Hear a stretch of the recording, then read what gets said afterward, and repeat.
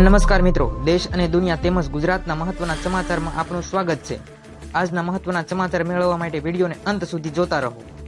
સૌથી પહેલા આવા જ સમાચાર મેળવવા માટે આ ચેનલને સબસ્ક્રાઇબ કરવાનું ના ભૂલતા।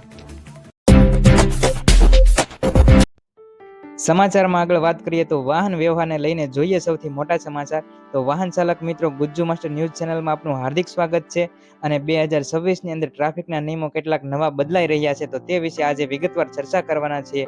તો વાહન ચાલક મિત્રો, ગુજ્જુ માસ્ટર ન્યૂઝ ચેનલની અંદર દેશમાં બનતા સૌપ્રથમ જે કોઈ પણ નવા નિયમો હોય તે વિશેની વિગતવાર માહિતી માટે ગુજ્જુ માસ્ટર ચેનલને સબસ્ક્રાઇબ કરી ચેનલ સાથે જોડાવ, તેમજ સરકારી યોજનાઓ વિશેની માહિતી તેમજ ખેડૂતો વિશેની માહિતી માટે ગુજ્જુ માસ્ટર ન્યૂઝ ચેનલને સબસ્ક્રાઇબ કરો અને ચેનલ સાથે જોડાવ। તો વિગતવાર વાત કરીએ આપણે તો 2026ની અંદર ટ્રાફિકના નિયમો ખૂબ કડક બનવાના છે, તો તે વિશે વિગતવાર ચર્ચા કરી લઈએ। એપ્રિલ મહિનો એટલે કે આવતા મહિનાની 1લી તારીખથી આ નિયમો લાગુ થવા જઈ રહ્યા છે। હવે જો તમે 5થી વધુ વખત ટ્રાફિક નિયમનો ભંગ કરશો તો તમારું લાયસન્સ પણ રદ થઈ શકે તેવા અઘરા નિયમો લાગુ થવાના છે, તો તે વિશે વિગતવાર માહિતી જોઈશું। અને જ્યારે ફાસ્ટેગને લઈને થોડીક રાહત પણ આપવામાં આવી છે વાહન ચાલક મિત્રોને। તો જોઈએ સૌથી મોટા અને સૌથી અપડેટ સમાચાર। તો 2026ની અંદર ટ્રાફિક પોલીસ હવે અત્યંત હાઈટેક બની જવાની છે। તમારું ડ્રાઇવિંગ લાયસન્સ અને વાહનની અસર એટલે કે આરસી હવે તમારા આધાર કાર્ડ સાથે લિંક છે। આનો અર્થ એ કે જો તમે અમદાવાદમાં કોઈ પણ નિયમ તોડો અને પછી સુરત કે પછી મુંબઈમાં તોડો તો પણ તમારા તમામ રેકોર્ડ એક જ જગ્યાએ સેન્ટ્રલાઇઝ એટલે કે સર્વે કરવામાં આવશે ને તેના પરથી તમારે દંડ અથવા તો તમારો લાયસન્સને પણ રદ કરી દેવામાં આવશે। અને આવા નવા નિયમો આવતા મહિને એટલે કે એપ્રિલ મહિનો 2026 1લી તારીખથી લાગુ થવા જઈ રહ્યા છે। જો હવે તમે કોઈ એક શહેરથી દંડથી બચીને બીજા શહેરમાં જાશો તો ત્યાં તમારે ક્લીન ચીટ મેળવી શકશો નહીં અને તમારે તે બીજા સ્થળે પણ તમારે દંડ ભરવો પડશે। સામાન્ય રીતે સાદી અને સરળ ભાષામાં સમજી લઈએ કે 2026માં આ ટ્રાફિક પોલીસનો નવો નિયમ શું છે। તો હવેથી તમે કોઈ પણ સ્થળે જાઓ, સુરત, અમદાવાદ કે ગુજરાતના કોઈ પણ સ્થળે અથવા તો ભારતના કોઈ પણ સ્થળે જઈને તમે જો વાહન ચાલક મિત્રો કોઈ પણ ટ્રાફિકના નિયમોનું ભંગ કરે છે, ટ્રાફિકનો નિયમ તોડે છે, તો તેમનો રેકોર્ડ, કારણ કે તેમના વાહન ચાલક લાયસન્સ સાથે તેમનો આધાર કાર્ડ લિંક હોય છે, જેથી કરીને ખબર પડી જાય છે ટ્રાફિક કર્મચારીને, જેથી તરત તમારો જે રેકોર્ડ છે તે ચેક થતો હોય છે। અને તેની અંદર જો તમે 1 વર્ષની અંદર 5થી વધુ એવા રેકોર્ડ તોડો છો એટલે કે ટ્રાફિકના નિયમનું ઉલ્લંઘન કરો છો તો તમારો એક પ્રકારનો રેકોર્ડ બનશે અને તે રેકોર્ડ પ્રમાણે હવે તમારે અલગથી દંડ ભરવો પડશે। અને જો તમે વધુ વખત ટ્રાફિક નિયમનો ભંગ કરતા હશો તો તમારું લાયસન્સ પણ રદ થઈ શકે છે। નવા સુધારા વિશે વિગતવાર ચર્ચા કરી લઈએ તો નવા સુધારા મુજબ એક કેલેન્ડર વર્ષની અંદર એટલે કે 1 જાન્યુઆરી અને 31 ડિસેમ્બર સુધી જો કોઈ વાહન ચાલક 5 કે તેથી વધુ વખત ટ્રાફિકના કોઈ પણ નિયમનું ઉલ્લંઘન કરે છે, નવો નિયમ મુજબ મિત્રો 1 જાન્યુઆરીથી 31 ડિસેમ્બર એટલે કે 365 દિવસની જોગવાઈ કરવામાં આવી છે। 1 વર્ષની અંદર જો તમે 5 કે તેથી વધુ વખત ટ્રાફિકના નિયમનું ઉલ્લંઘન કરો તો તમને કઈ પ્રકારની સજા મળશે તે વિશે પણ આપણે માહિતી જોઈએ। તો તેનું ડ્રાઇવિંગ લાયસન્સ આપોઆપ સસ્પેન્ડની યાદીમાં આવી જશે। પ્રક્રિયા કઈ રીતે હશે તો 5મી વખત તમારું ચલણ ફાટતાની સાથે જ સિસ્ટમ એટલે કે આરટીઓ એટલે પ્રાદેશિક પરિવહન કાર્યાલયને એલર્ટ મોકલવામાં આવશે અને નિર્ણય આરટીઓ અથવા તો ડીટીઓ અધિકારી પરિસ્થિતિને ગંભીરતા જોઈને તમારું લાયસન્સ 3 મહિના માટે સસ્પેન્ડ કરી શકે છે અથવા તો ગંભીરતાનો જે કિસ્સામાં તેને કાયમી ધોરણે પણ રદ કરી શકવામાં આવશે। 1 વર્ષની અંદર જ્યારે તમે 5મી વખત ટ્રાફિકના નિયમોનું ઉલ્લંઘન કરો છો, ટ્રાફિકનો નિયમને તોડો છો, ત્યારે તમારું જ્યારે 5મી વખત ચલણ ફાટતું હશે ત્યારે જ આરટીઓ એટલે કે પ્રાદેશિક પરિવહન સિસ્ટમને તમને એક એલર્ટ મોકલવામાં આવશે।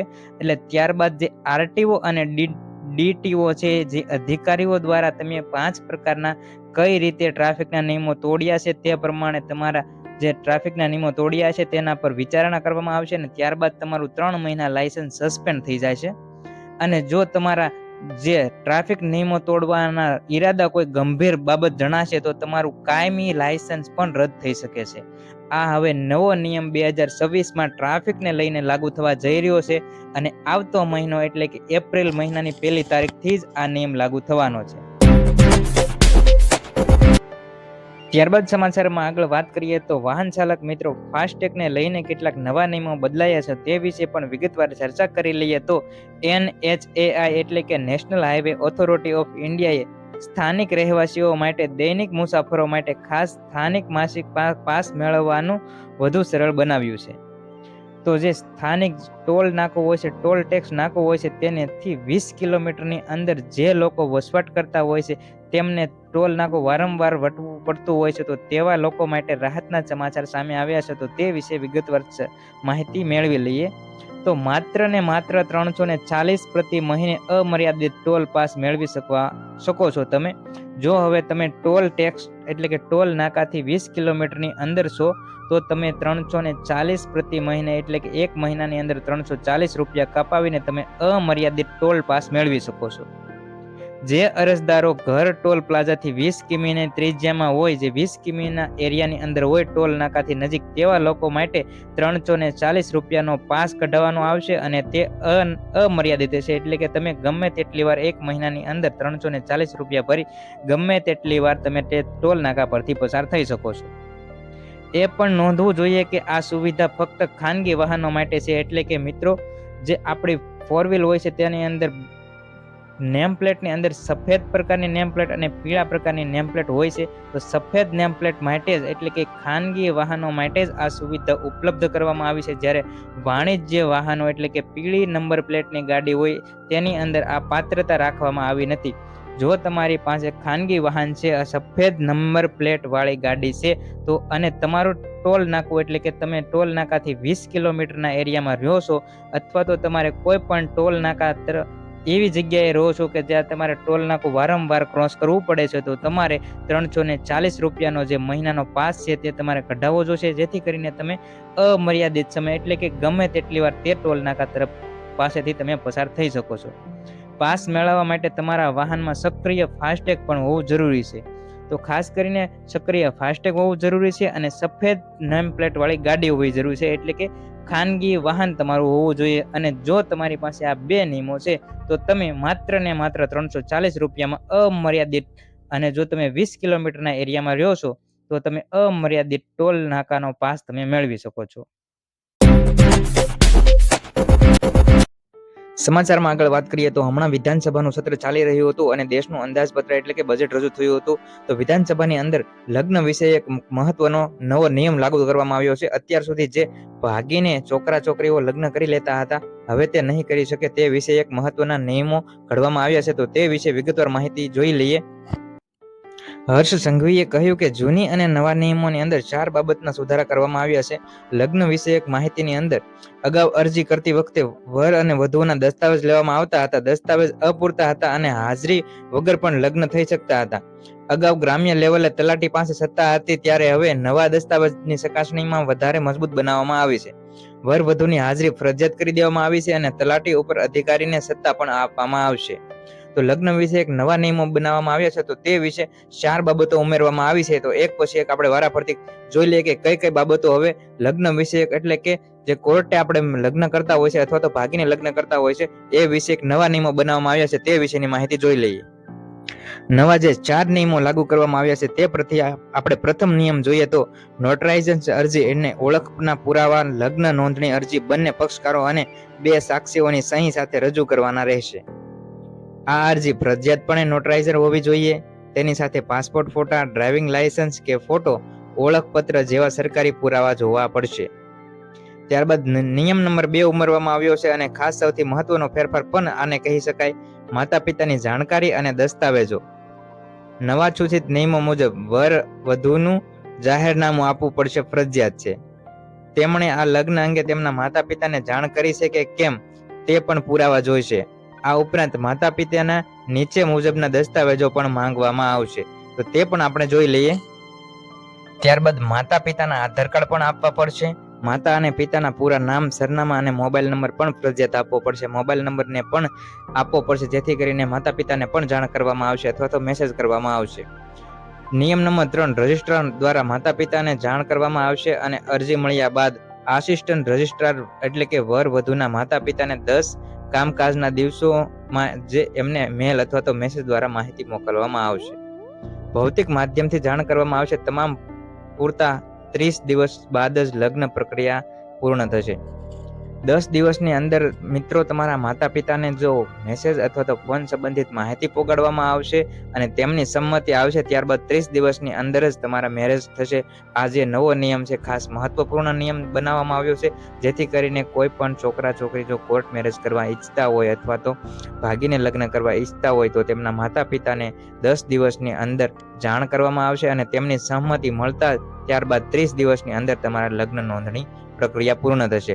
અને ત્યારબાદ જે ચોથો નિયમ છે, ઓનલાઈન પોર્ટલ પર વિગતો એટલે કે તમામ વિગતો સરકાર દ્વારા બનાવવામાં આવનાર ઓનલાઈન પોર્ટલ પર અપલોડ કરવામાં આવશે, જેમાં સિરિયલ નંબર અને વોલ્યુમ સહિતની તમામ માહિતી હશે. ત્યારબાદ જ ફોર્મ નંબર 2 મુજબના લગ્ન નોંધણીની પ્રક્રિયામાં જે પક્ષકારોનો પોસ્ટ દ્વારા અથવા તો રૂબરૂ આપવામાં આવેલા જે ડોક્યુમેન્ટરી છે તે તમામનો સમાવેશ કરવામાં આવશે. વધુમાં થોડી વિગતવાર માહિતી આપી દઈએ તો મિત્રો, આ જે નવો નિયમ 4 ઉમેરવામાં આવ્યા છે તે ખાસ મહત્વપૂર્ણ નિયમ છે, પરંતુ હજી સુધી સરકારે આ નિયમને પૂરેપૂરા જાહેરાત કરી દીધા, કાયદો અમલમાં લાવ્યા નથી. હજી 1 મહિના સુધીનો તેમને સમય માંગ્યો છે, કારણ કે કોઈ પણ ગુજરાતની અંદર કોઈ પણ નાગરિકને આ લગ્ન વિષયક બાબતમાં જે સુધારો કરવામાં આવ્યો છે તેમાં કોઈ પણને કોઈ પ્રશ્ન રહી જતો હોય તો સરકારશ્રીએ એવું સૂચન આપ્યું છે કે વાંધાજનક તમે મેલ દ્વારા અથવા તો ઓનલાઈન ઇન્ટરનેટ મારફતે અમને માહિતી પહોંચાડી શકો. ગુજરાતનો કોઈ પણ નાગરિક આ લગ્ન સુધારા બિલની અંદર સુધારો કરવા ઈચ્છતો હોય, કોઈ પણ કમી રહી જતી હોય તો તેઓ વિધાનસભા પરિષદની અંદર જે સરકારશ્રી દ્વારા જાહેરાત કરવામાં આવી છે તેમને વાંધાજનક માહિતી મોકલી શકે છે. સરકારશ્રીને યોગ્ય લાગશે તો તેની અંદર ફેરફાર કરવામાં આવશે અને 1 મહિના પછી આ જે નવા નિયમો લાગુ કરવામાં આવ્યા છે, જો કોઈ પણને વાંધાજનક લાગે તો તે પ્રકારની અરજી સરકારશ્રીને મોકલી શકે છે અને સરકારશ્રીને જો યોગ્ય લાગશે તો તેની અંદર સુધારો કરવામાં આવશે. અને જો એવું ના બને તો 1 મહિના પછી આ જે 4 નવા નિયમો બનાવવામાં આવ્યા છે તે તમામ નિયમો કાયદો બની જશે અને કાયદો બની જશે પછી આ 4 નિયમોને અમલમાં મૂકવામાં આવશે. એથી જે લગ્ન જે કોર્ટ મેરેજ કરતા હતા, જે ભાગીને લગ્ન કરતા હતા, તે તમામને ખાસ જાણ કરવી અને ખાસ આ નવો કાયદો આ 1 મહિના પછી અમલમાં આવશે, જેથી કરીને હવે તમે કોર્ટ મેરેજ અથવા તો લગ્ન કરો તો તમારા માતા પિતાને પણ જાણ કરવાની રહેશે અને 10 દિવસની અંદર સરકારશ્રી દ્વારા જાણ કરવામાં આવશે. તેમની સહમતિ મળતા ત્યારબાદ 30 દિવસની અંદર તમારું લગ્ન નોંધણી પ્રમાણપત્ર તમને મળવા પાત્ર રહેશે. તો મિત્રો, મહત્વના ખેડૂત સમાચાર તેમજ સરકારની વિવિધ યોજનાઓ વિશેની માહિતી સૌપ્રથમ મેળવવા માટે ગુજ્જુ માસ્ટર ન્યૂઝ ચેનલને સબસ્ક્રાઇબ કરો અને ચેનલ સાથે જોડાઓ.